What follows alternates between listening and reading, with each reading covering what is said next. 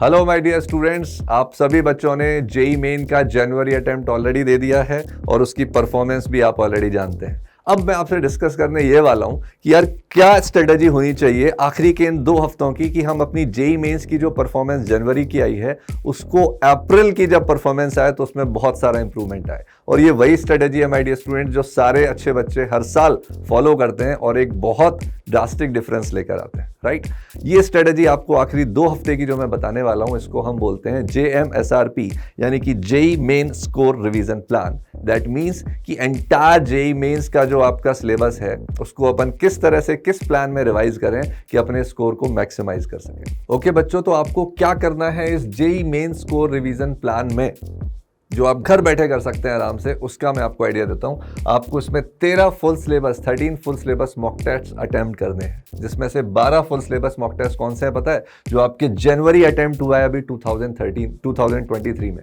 उसकी इंपॉर्टेंस आपको समझना बहुत जरूरी है और वो इंपॉर्टेंस ये है कि हर साल हम देखते हैं जनवरी अटेम्प्ट जो होता है ना, उसका जो कॉन्सेप्ट उसमें यूज होते हैं, जो पैटर्न यूज होता है, उसमें जिस तरह की चैप्टर वाइज जो वेटेज आता है, अप्रैल भी उससे बहुत कुछ सिमिलर और बहुत सेम पैटर्न पर ही दिखता है। इसीलिए जो लेटेस्ट क्वेश्चंस आए हैं, लेटेस्ट पेपर्स आए हैं, एनटीए ने जो जनवरी अटेम्प्ट में बनाए हैं उनको अटेम्प्ट करना बहुत इंपॉर्टेंट है। साथ में आप चाहें तो एक all India open test Allen का होने वाला है 26 मार्च को, उसको भी अटेम्प्ट कर सकते हैं। उसको कैसे अटेम्प्ट करना है इसकी एक वीडियो ऑलरेडी बनी हुई है।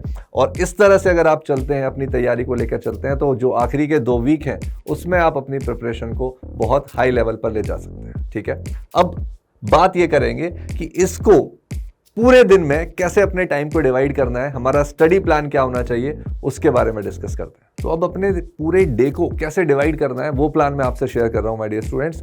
13 आवर स्टडी प्लान है। देखिए एग्जाम आने वाला है तो अपने को 12-13 घंटे की पढ़ाई तो प्रॉपरली करनी पड़ेगी।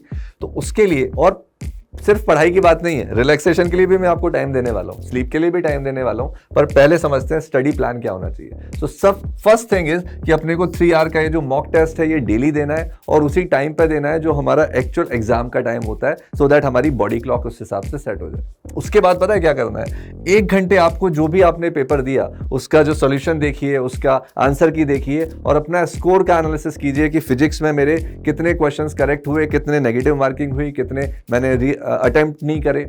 सिमिलरली मैथ्स में, सिमिलरली केमिस्ट्री में। तो ये पूरी ना एक सेल्फ इंप्रूवमेंट डायरी जिसको हम बोलते हैं, सिड आप बना लीजिए। ये सारे वो सीक्रेट्स मैं आपसे शेयर कर रहा हूं माय डियर स्टूडेंट्स, जिसको सारे टॉपर बच्चे, सारे अच्छे बच्चे इन सीक्रेट्स को फॉलो करते हैं, इन तरीकों को फॉलो करते हैं, राइट। सेल्फ इंप्रूवमेंट डायरी में क्या नोट करना है आपको हर बार टेस्ट देने के बाद? पहली चीज, ऐसा कोई क्वेश्चन जिसका फॉर्मूला आपको याद नहीं आ रहा था, सिर्फ फॉर्मूले की वजह से क्वेश्चन गड़बड़ हुआ, उसको जरूर नोट कर लो।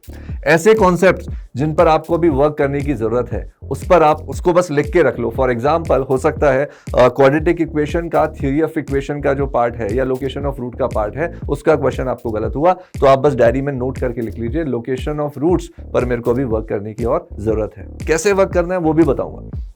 नेक्स्ट, ऐसी मिस्टेक्स जिनको आप इंप्रूव कर सकते हो। फॉर एग्जांपल अगर आपने कैलकुलेशन कोई एरर्स करी है या आपने ऐसा किया है कि यार कुछ क्वेश्चंस पर इतना ज्यादा टाइम दे दिया जो नहीं देना चाहिए था, जिस वजह से अपना टाइम मैनेजमेंट बिगड़ गया, ऐसी भी जो मिस्टेक्स हैं उसको भी नोट डाउन करके रख लो। ठीक है, 1 hour is more than sufficient for this entire analysis as well as logging on your self improvement diary. अब क्या करना है पता है? अब नेक्स्ट 3 घंटे में आपको इस पूरे पेपर को रीअटेम्प्ट भी करना है। ऐसे क्वेश्चंस जिन पर मैं अभी और काम कर सकता हूं, जो मेरे अंदर एकेडमिक पोटेंशियल है लेकिन एग्जाम में उन 3 घंटों में नहीं कर पाया था, वापस से एक बार फाइट मारो और उसके बाद उसका प्रॉपर एनालिसिस करो। एनालिसिस किस तरह से करना है वो मैं बताता हूं। ये देखो कि अब आपने जब दोबारा अटेम्प्ट किया तो क्या आप उस क्वेश्चन को कर पाए या नहीं कर पाए, अब कितनी देर में कर पाए, सो दैट अगर कोई भी इंप्रूवमेंट का स्कोप था तो आप अब भी उसको कर सकते हो।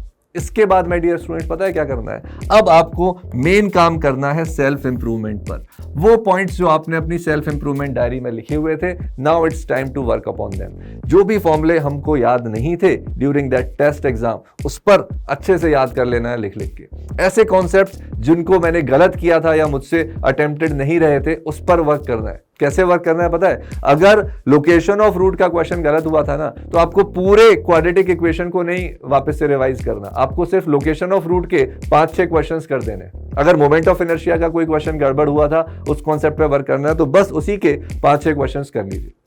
तो एंटायर पेपर में आपके जितने भी कॉन्सेप्ट लेवल पर, चैप्टर लेवल पर नहीं, जो वीकनेस रह गई थी उसके 5-5, 6-6 क्वेश्चंस एटलीस्ट आप लोगों ने वर्क कर लिए। 3 आवर इसलिए दिए ताकि 1 आवर आप each subject on an average दे पाए और इन अपने उस पेपर पर फुल कमांड ले आए, क्योंकि वो फुल सिलेबस पेपर है, उसमें सारे कॉन्सेप्ट आ चुके हैं, अकॉर्डिंग टू करेक्ट वेटेज आ चुके हैं। तो ये काम आपको करना है। इसके अलावा 3 घंटे आपको डेली रिवीजन के लिए रखना है, जिसमें से अगेन 1 घंटा फिजिक्स, 1 घंटा chemistry and 1 hour for mathematics. जितने भी इंपॉर्टेंट फॉर्मुलेज हैं, जितने भी इंपॉर्टेंट कॉन्सेप्ट्स हैं, या किसी पर्टिकुलर चैप्टर पर अगर आप और स्ट्रेंथन करना चाहते हैं तो उसके लिए भी आपको 1 आवर ईच सब्जेक्ट मैंने आपको दे दिया है। तो दिस वे आप अपने 13 आवर्स आउट ऑफ 24 आवर्स अपने डे को स्टडी प्लान जो आपका होना चाहिए, this is the correct study plan, जो अगर आपने फॉलो करना स्टार्ट कर दिया आखिरी के 2 हफ्ते में भी, तो मैं गारंटी दे सकता हूं कि आपकी परफॉर्मेंस बहुत इंप्रूवमेंट हो जाएगी।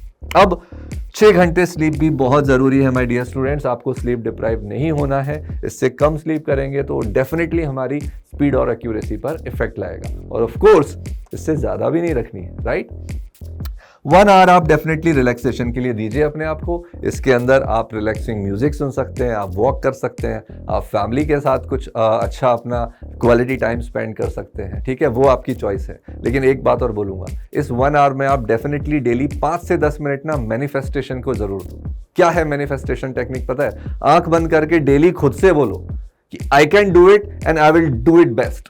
मैं कर सकता हूं और मैं करके रहूंगा और सबसे अच्छा करके रहूंगा। डेली आप ये चीज अपने आप को रियलाइज करवाओगे ना, तो आप देखोगे हर दिन आने वाले दिन आपके अंदर का कॉन्फिडेंस बहुत बढ़ता जाएगा। और फाइनली एग्जाम से पहले कॉन्फिडेंस बढ़ना बहुत इंपॉर्टेंट है माय डियर स्टूडेंट्स। बहुत सारे बच्चों का नॉलेज लेवल सेम भी हो सकता है, लेकिन कॉन्फिडेंस जिसका ज्यादा होता है वही फाइनली एग्जाम में इंप्रूवमेंट कर जाता है, और ये चीज हमने जनवरी अटेम्प्ट में ऑलरेडी देख ली है, राइट।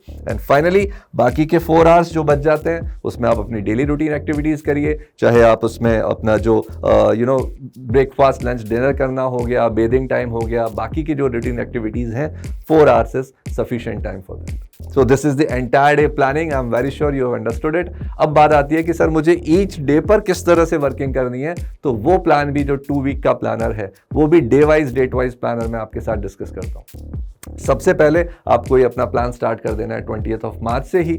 20th ऑफ मार्च को आपको क्या करना है पता है? जेई मेन का जो जनवरी अटेम्प्ट का 24 जनवरी का टेस्ट था, वो भी मॉर्निंग शिफ्ट वाला, उसको अटेम्प्ट करना है और फिर उसका यही पूरा प्रोसीजर फॉलो करना है। और जब वो पूरा हो जाए तो अपने आप में अपनी एक डायरी के अंदर उस पर चेकलिस्ट लगा लीजिए कि हाँ ये मेरा काम हो गया, राइट। डेली का टारगेट मैंने आपका पहले से ही डिफाइन कर दिया है, आपको दिमाग नहीं लगाना, फॉलो करना है और फॉलो करते करते डेली अपने आप के अंदर इंप्रूवमेंट होते हुए देखना है। सिमिलरली नेक्स्ट डे उसका टारगेट आपको दे दिया गया है 24 जनवरी वाला इवनिंग अटेम्प्ट। तो जितने भी 12 पेपर आपके हुए हैं वो सारे पेपर आपको किस ऑर्डर में फॉलो करने हैं, किस शिफ्ट में आपको उसको अटेम्प्ट करना है, और जैसे जैसे आप करते जा रहे हैं उस पर टिक लगता जाएगा और अपना कॉन्फिडेंस बढ़ता जाएगा। और सिर्फ अटेम्प्ट करने की बात नहीं है माय डियर स्टूडेंट्स, मैं पहले ही बता चुका हूं आपको किस तरह से अपने आप को अटेम्प्ट करने के बाद अपनी एकेडमिक इंप्रूवमेंट इन तरीके से, इन स्ट्रेटजी के थ्रू अपने को इंप्रूव करनी है, राइट। और चलते चलते चलते आपको पूरा का पूरा 1 अप्रैल तक का प्लान मैंने शेयर कर दिया है, जिसको अगर आप फॉलो करते जाओगे तो फाइनल एग्जाम से पहले हमारी जितनी भी वीकनेस है वो स्ट्रेंथ में बदल चुकी होगी, और हमारे अंदर जो इंप्रूवमेंट का स्कोप था उसको अपन कंप्लीट कर चुके हो। बस कुछ बातों का और ध्यान रखना है, जितनी भी स्टडी करनी है वो जो 13 घंटे की मैंने बात करी है वो बच्चों टेबल चेयर पर ही करनी है। उसी से जो हमारा कॉग्निशन है, हमारी जो अलर्टनेस है, हमारा जो फोकस है वो बना रहेगा। सेकेंड बात, AIoT प्रेफरेबली आपको CBT मोड में देना चाहिए, क्योंकि फाइनल एग्जाम भी हमारा किसी CBT लैब में होने वाला है, तो उसके लिए आप बेटर प्रिपेयर अपने आप को फील करोगे, ठीक है। डिस्ट्रैक्शंस को मिनिमम कर लो यार। लास्ट टाइम पर ये सोशल मीडिया, दोस्तों से बहुत ज़्यादा बातें, किसी भी नेगेटिविटी, इन सब से अपने आप को दूर करो। नेक्स्ट पार्ट, हेल्दी डाइट रखो।